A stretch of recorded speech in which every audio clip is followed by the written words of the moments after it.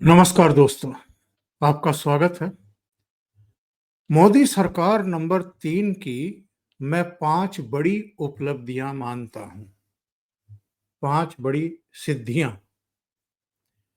5 बड़ी उपलब्धियों में सबसे पहली उपलब्धि तो यही है कि नरेंद्र मोदी तीसरी बार निरंतरता में देश की कमान संभालने में कामयाब हो गए।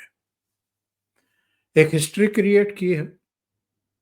दूसरी कामयाबी, हरियाणा में तीसरी बार सरकार बनाने में कामयाब हो गए। तीसरी कामयाबी, महाराष्ट्र में तमाम विपरीत परिस्थितियों के बावजूद लोकसभा चुनाव में डिफीट खाने के बावजूद अपनी सरकार, अपना मुख्यमंत्री बनाने में कामयाब हो गए। चौथी, दिल्ली में जहां पिछले करीब करीब 27-28 साल से उसकी लोकल सरकार नहीं बन रही थी, यानी विधानसभा में वो बुरी तरह मात खा रही थी।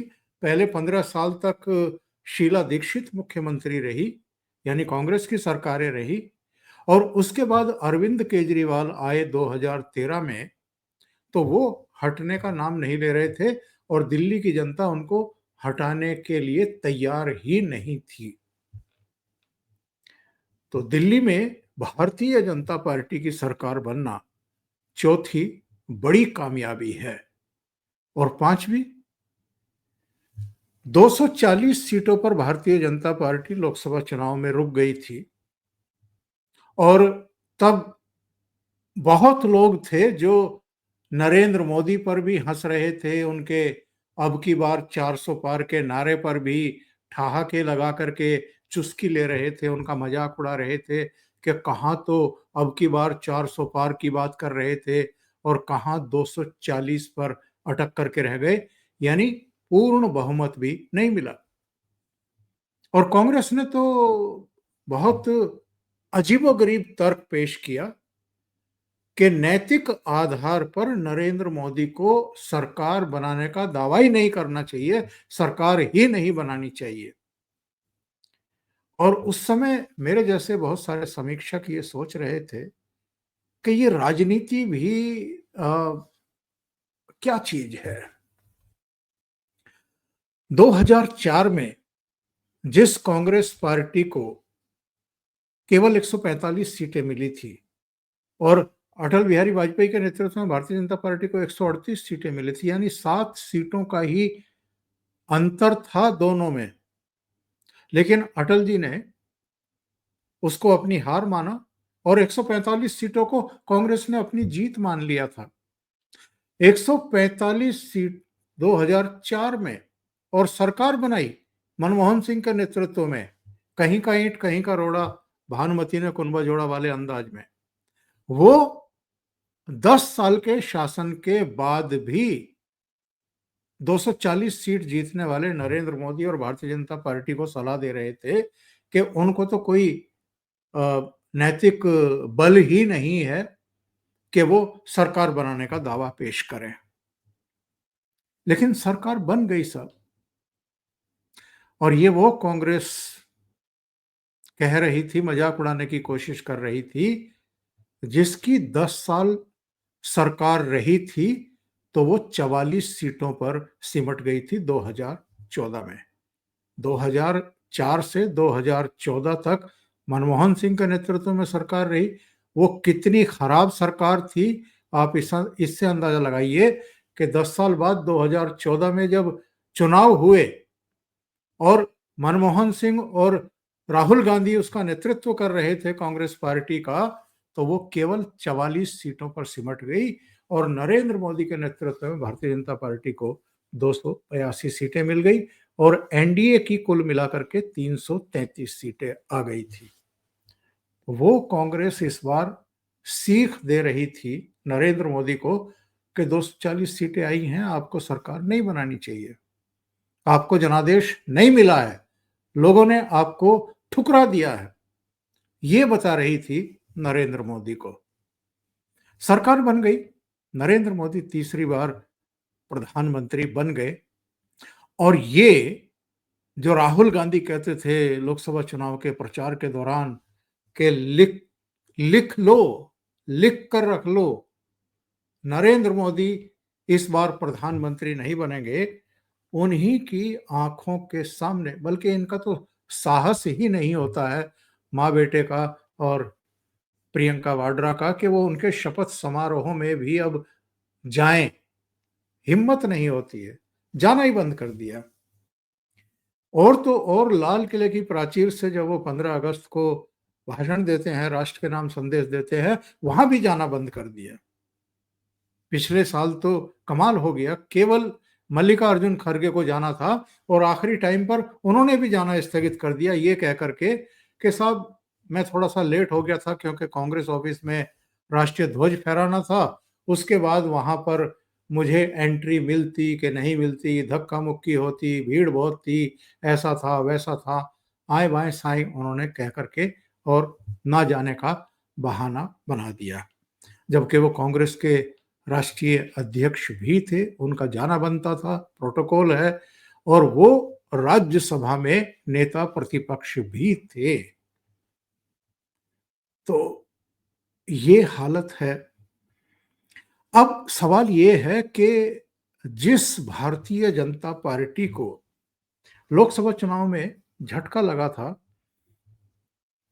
उसको लगातार जो 3 राज्यों में सरकार बनाने में कामयाबी मिली है, और चौथी कामयाबी उसके बाद मैं ये मानता हूं कि वो 240 सदस्य होने के बावजूद अपने एनडीए सहयोगियों के बल पर, उनके एकजुट सहयोग के बल पर वक्फ संशोधन बिल पारित कराने और कांग्रेस समेत समूचे विपक्ष को बहुत बड़ा सियासी झटका देने में कामयाब हो गई।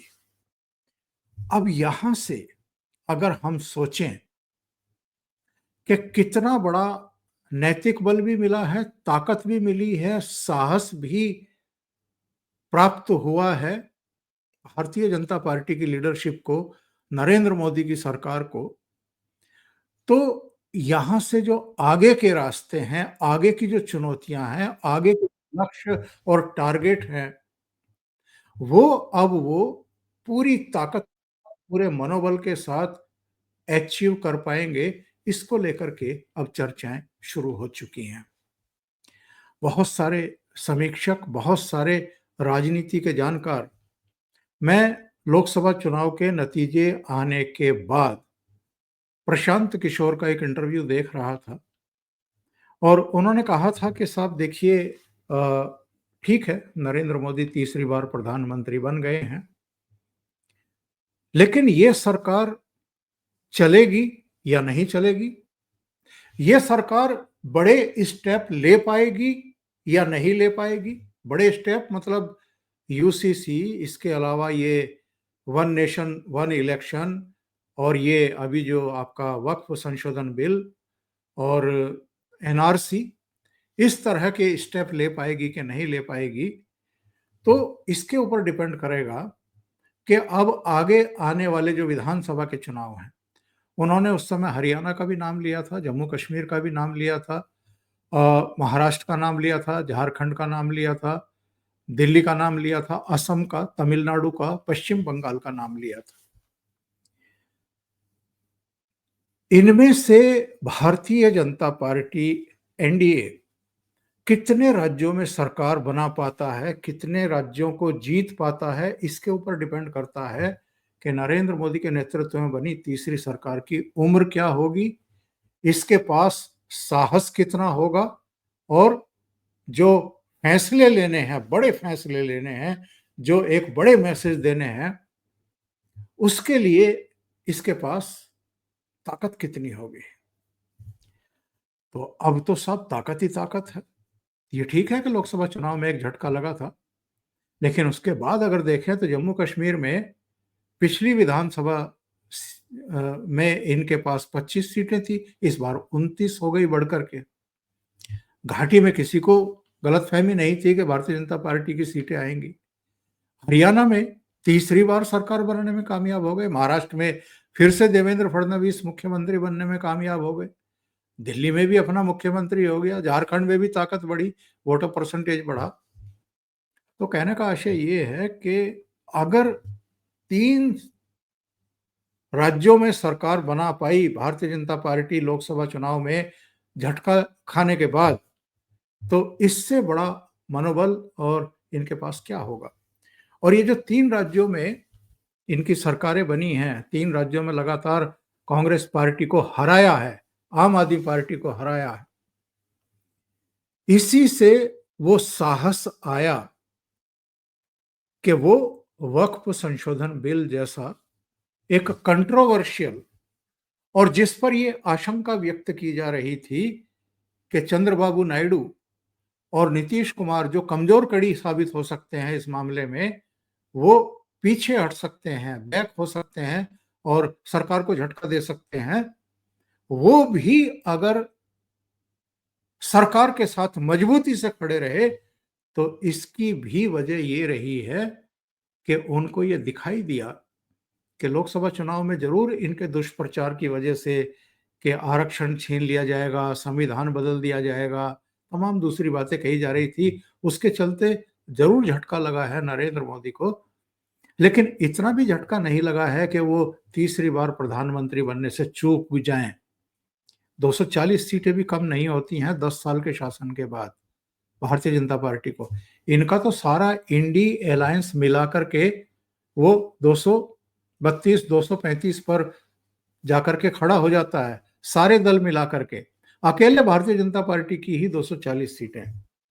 तो इनको लगा कि लोकसभा चुनाव में झटके के बाद 3 राज्यों में भारतीय जनता पार्टी अपनी सरकार बना गई, यानी नरेंद्र मोदी की लोकप्रियता में कोई रत्ती भर भी कमी है नहीं। लोकसभा चुनाव में अगर झटका लगा है तो इनके दुष्प्रचार की वजह से और पब्लिक के जातियों में बंटने की वजह से। और उधर योगी आदित्यनाथ का बटोगे तो कटोगे, एक हैं तो सेफ हैं, बाद में एक पॉलिश सूत्र वाक्य नरेंद्र मोदी की तरफ से आया, संघ की तरफ से आया। तो इसके चलते चंद्रबाबू नायडू को भी, नीतीश बाबू को भी, चिराग पासवान को भी और इनके दूसरे सहयोगियों को भी ये लगा कि अभी भी नरेंद्र मोदी का करिश्मा लोगों के सिर चढ़ करके बोल रहा है। और इसलिए जब वक्फ संशोधन बिल लाया गया तो तमाम तरह के प्रेशर उनके ऊपर बिल्डअप करने की कोशिश की गई, पर वो टस से मस नहीं हुए, साथ खड़े रहे। अब बड़ी लड़ाई है इनके सामने बिहार की और पश्चिम बंगाल की। वैसे तो असम भी एक चुनौती है, क्योंकि वहां अब 10 साल पूरे होंगे सरकार के जब भी चुनाव होंगे, और इसके बाद तो तमिलनाडु बचता है, केरल बचता है, इनमें भी चुनाव होने वाले हैं। और फिर 2027 में तो बड़ी चुनौती आने वाली है, जिसमें उत्तर प्रदेश, उत्तराखंड, पंजाब, मणिपुर, गोवा और फिर लास्ट में जाकर के गुजरात और हिमाचल, ये सब चुनाव होने हैं। तो कहने का आशय ये है कि इस समय भारतीय जनता पार्टी नेतृत्व का जो मनोबल है वो एकदम, जो कहना चाहिए कि विश्वास से लबरेज है, भरा हुआ है। और जो ताकत मिली है उसको इन कामयाबियों के बाद, इसी बल पर वो अपने कार्यकर्ताओं को और मोटिवेट कर सकते हैं। और हमें नहीं भूलना चाहिए, हरियाणा, महाराष्ट्र, दिल्ली, तीनों स्टेट में आरएसएस की भी बहुत महत्वपूर्ण भूमिका रही है। और ये माना जा रहा है कि दिल्ली में कामयाबी के बाद, सरकार बनने के बाद, आरएसएस की टीमें बिहार ऑलरेडी पहुंच चुकी हैं। पश्चिम बंगाल में अभी से काम शुरू हो चुका है। तो ये दोनों स्टेट अब भारतीय जनता पार्टी की फोकस हैं एकदम। और आप अमित शाह का भाषण देखिए, लोकसभा और राज्यसभा का, जिसमें टीएमसी के सदस्य जब टोका टाकी कर रहे थे तो वो किस तरीके से खम ठोक करके, छाती ठोक करके कह रहे थे कि मैं वहीं आकर के जवाब दूंगा इन सारी चीजों का जो आप टोका टाकी कर रहे हैं। और इससे पता चलता, और वैसे भी पश्चिम बंगाल में 15 साल की एंटी इनकम्बेंसी होगी ममता बनर्जी के सामने। 2011 में वो मुख्यमंत्री बन गई थी, कम्युनिस्ट निजाम को हटा करके, सरकार को हटा करके, जिनका 33-34 साल तक शासन चला था। 15 साल की एंटी इनकम्बेंसी बहुत होती और बहुत सारी घटनाएं इस बीच हो चुकी हैं।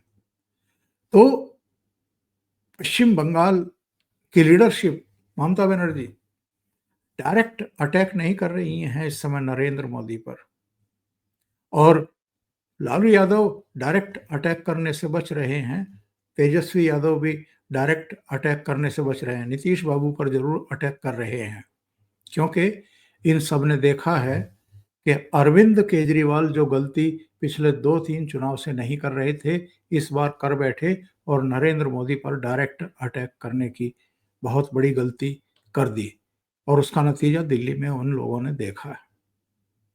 अभी के लिए इतना ही। बहुत बहुत धन्यवाद। अगर आपको ये चैनल और इसके कंटेंट पसंद आ रहे हैं तो लाइक करें, कमेंट करें, वीडियो को शेयर भी करें। अभी तक अगर आपने ये चैनल सब्सक्राइब नहीं किया है तो सब्सक्राइब कर लें, साथ में लगे बेल आइकॉन को दबा दें ताकि आगे आने वाले वीडियो और उनके नोटिफिकेशन आप तक पहुंचते रहें। बहुत बहुत धन्यवाद। नमस्कार।